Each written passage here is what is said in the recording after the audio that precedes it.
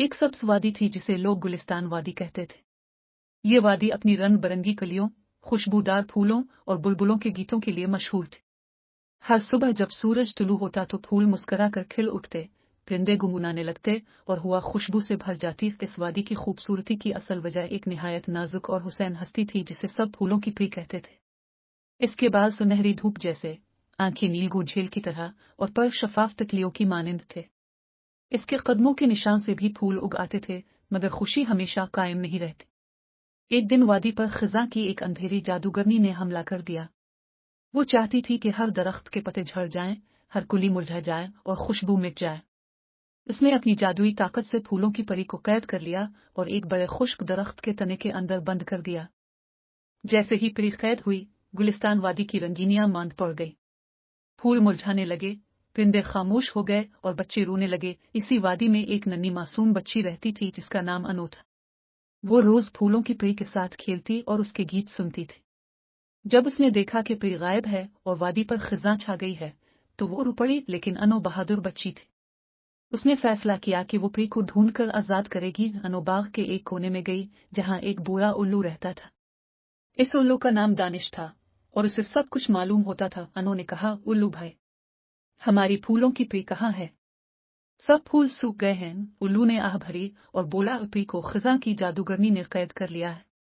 अगर तुम वाकई बहादुर हो तो 3 जादुई तोहफे तलाश करने होंगे। 1 शबनम का मोती, 2 कौस कज़ा का पांव वाला पंद, 3 जिंदगी का चिराग।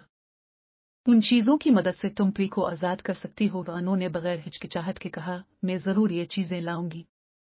अनु एक वीरान घास के मैदान की तरफ गई। वहां रात की तरह अंधेरा था और जमीन खुश्क थी। अचानक एक जुगनू नमूदार हुआ और बोला, अगर तुम अपने दिल की रोशनी दिखाओ तो मैं तुम्हें शबनम का मोती दिलाऊंगा। अनु ने अपनी हथेली पर नन्हा सा दिया जलाया जो इसने खुद बनाया था। इस रोशनी से जुगनू खुश हुआ और एक फूल के अंदर से चमकता हुआ शबनम का मोती निकालकर अनु को दे दिया। अनु आगे बढ़ी तो एक बड़ा सा जादुई परिंदा सामने आया। वो 7 रंगों वाले पंख के साथ कौस कज़ा जैसा नजर आ रहा था।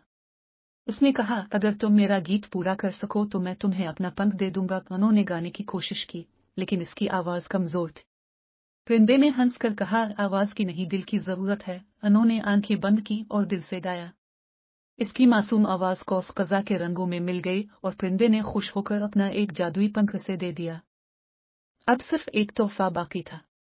अनु एक गार में पहुंची जहां अंधेरा ही अंधेरा था। वहां एक पत्थर के मुजस्समे ने कहा, अब जिंदगी का चिराग सिर्फ उनको मिलता है जो दूसरों के लिए कुर्बानी देते हैं। अनु ने अपनी रोटी जो वो अपने साथ लाई थी एक भूखे कुत्ते को खुला दी। अचानक चिराग रोशन हो गया और उसके सामने आ गया। तीनों चीजें लेकर अनु इस खुश्क दरख्त के पास पहुंची जिसमें फूलों की पेड़ कैद थी।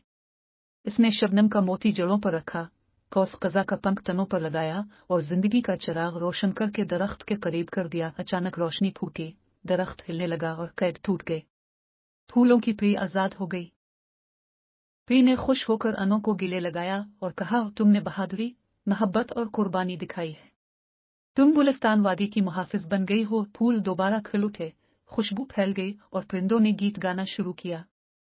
खिज़ा की जादूगरनी अंधेरों में गायब हो गई। फूलों की पेड़ ने अनु को एक सुनहरी फूलों का ताज दिया और कहा कि यह ताज तुम्हें हमेशा याद दिलाएगा कि मोहब्बत सबसे बड़ी ताकत है। अलिफ।